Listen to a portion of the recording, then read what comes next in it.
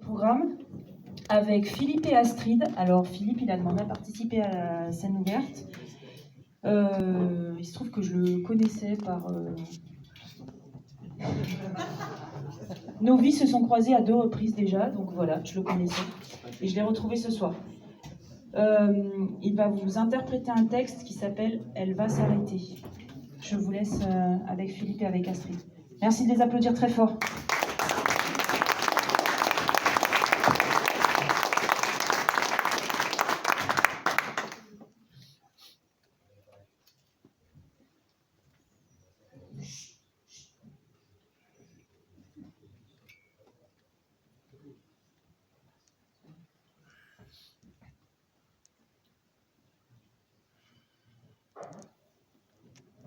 Tu as vu? Elle a ralenti.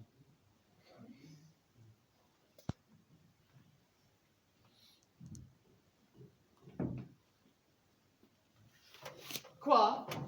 Elle a ralenti. La terre, elle a ralenti. Le jour s'est levé plus tard ce matin. Tu dis n'importe quoi. C'est normal, c'est l'hiver. Les jours sont de plus en plus courts, jusqu'au 21 décembre. Le solstice. Ah. Non, ça c'est ce qu'ils veulent te faire croire. Ils camouflent ça avec les changements d'heure, mais je suis sûr, elle a ralenti. Qui ça? Ceux qui savent, ceux qui sont au courant.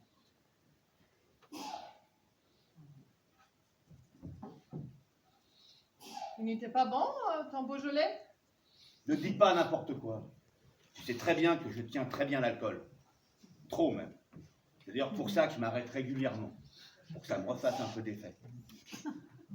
Non, elle a ralenti, j'en suis certain.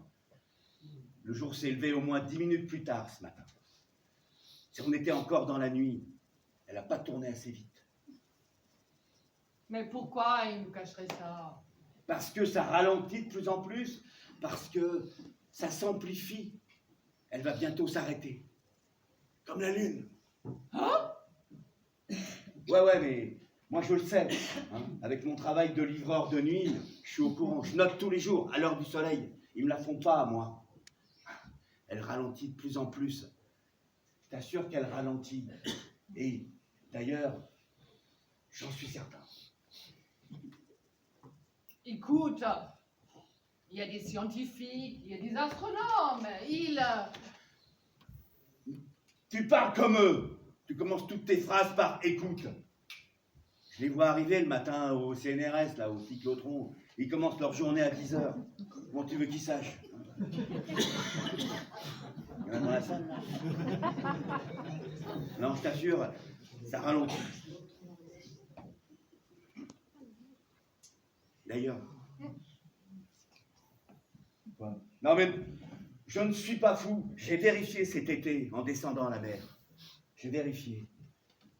L'horizon est plus bombé. Si, il est plus bombé. C'est de ce côté-là que le soleil va rester. C'est de ce côté-là qui va brûler, qui va devenir comme un désert. Et l'autre côté? Puis l'atmosphère de l'autre côté, un froid sidéral, inhabitable. Oh.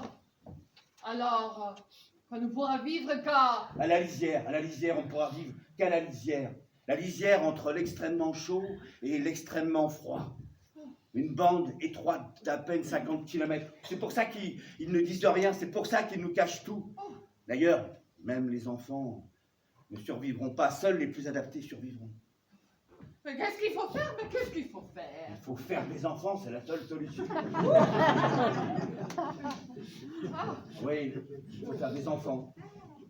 C'est ce que tu proposes? Oui, c'est ce que je dis à toutes les filles que je rencontre. C'est ce que je leur conseille. Il faut faire des enfants. Mais pas... C'est ce que je leur conseille. Et ça marche. Ben écoute, je vais pas me plaindre. C'est vraiment un malade. C'est